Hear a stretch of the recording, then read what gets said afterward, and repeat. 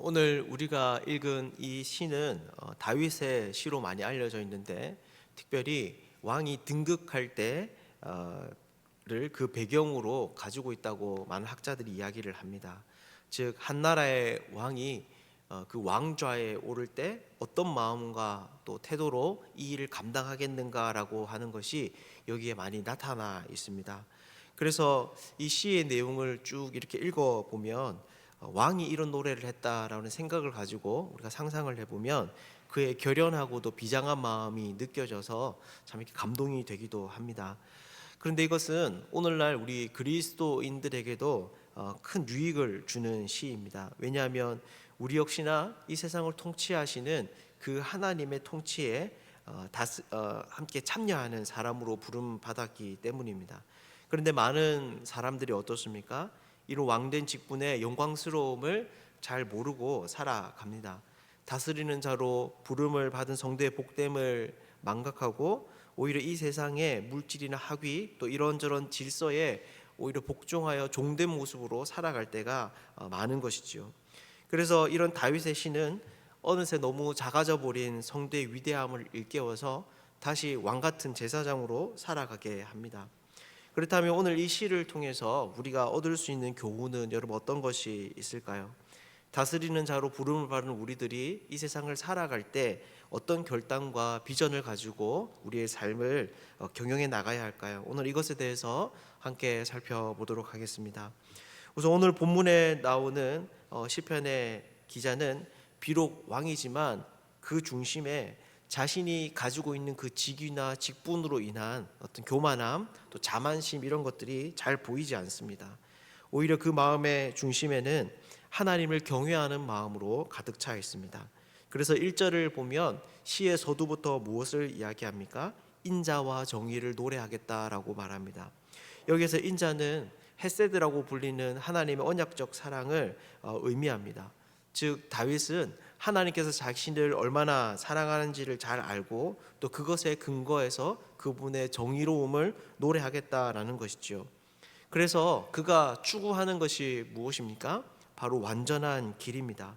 여기서 완전하다라고 하는 것은 어떤 자아를 증명하기 위한 완벽주의적인 그런 추구를 의미하는 것이 아닙니다. 왜냐하면 2절 중반부를 보면 주께서 어느 때나 내게 임하시겠나이까 라고 말하는데, 이것은 하나님의 도우심을 간구하는 그런 요청을 나타내는 것이기 때문입니다.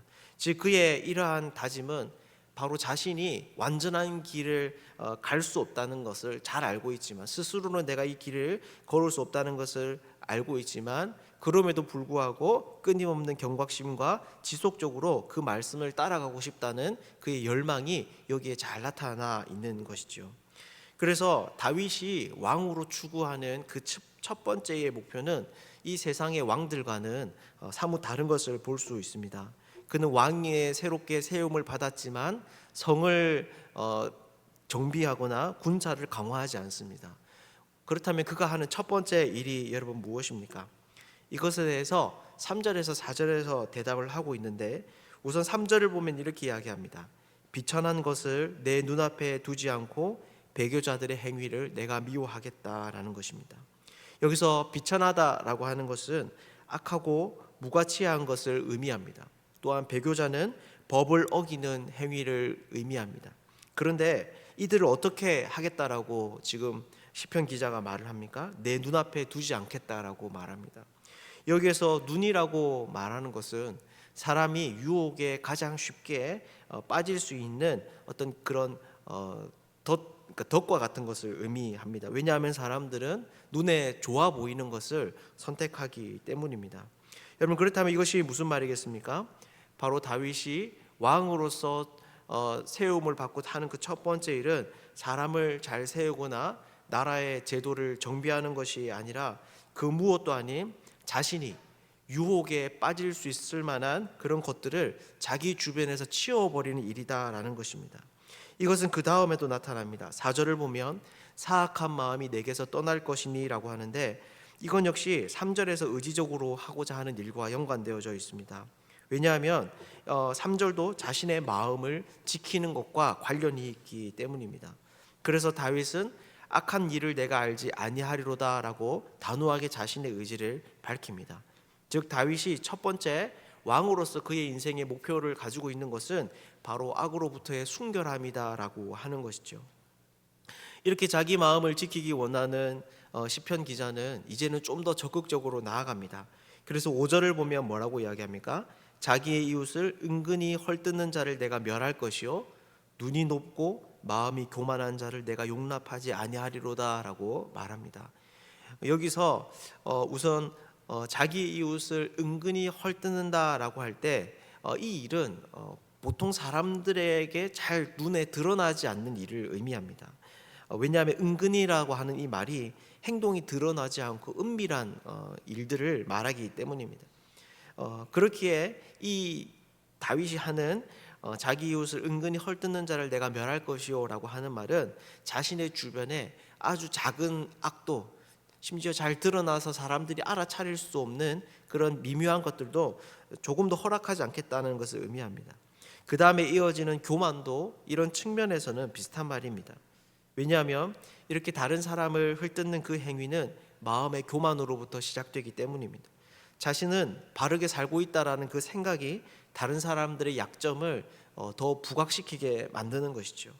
그런데 사실 5절에서 말하는 이런 말의 의도는 3절, 4절과는 조금 다릅니다. 왜냐하면 3절, 4절은 정말 단순히 악에 대한 경계가 그 목표인 반면에 5절은 6절의 말을 하기 위한 포석이기 때문입니다. 6절이 보면 뭐라고 이야기합니까? 내 눈이 이 땅에 충성된 자를 살펴 나와 함께 살게 하리니라고 말합니다. 즉 5절에서 말하는 이러한 악은 사실 6절에서 말하는 충성된 사람을 부각시키기 위해서 대조적으로 하는 말이다라는 것이죠. 그렇다면 결국 5절에서 6절에서 시편 기자가 지금 하고 있는 말이 무엇입니까?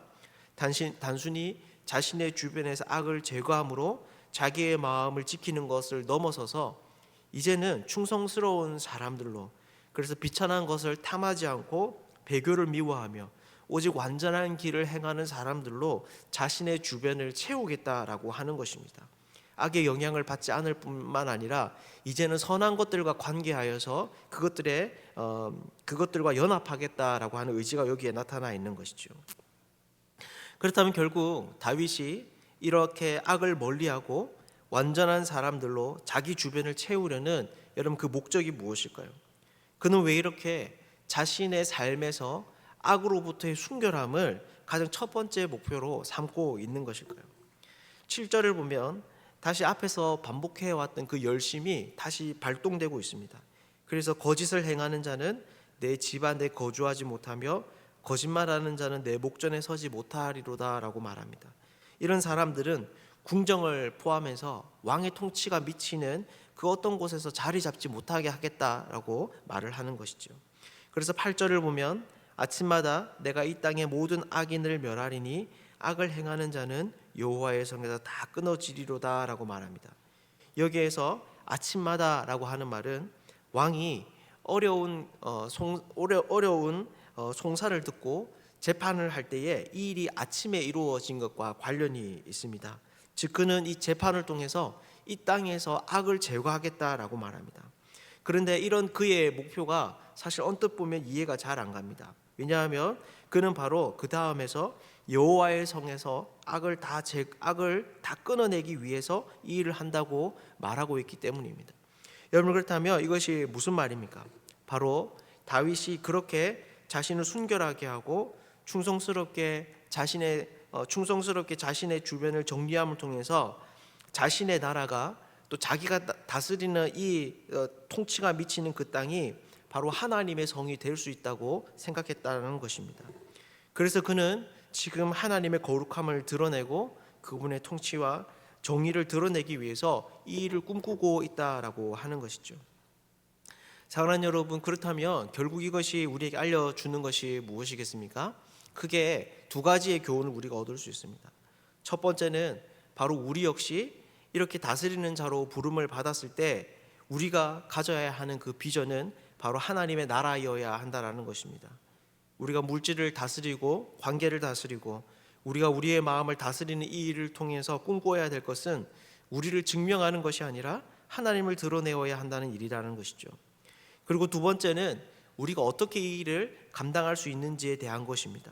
우리가 어떻게 이 일을 감당할 수 있습니까?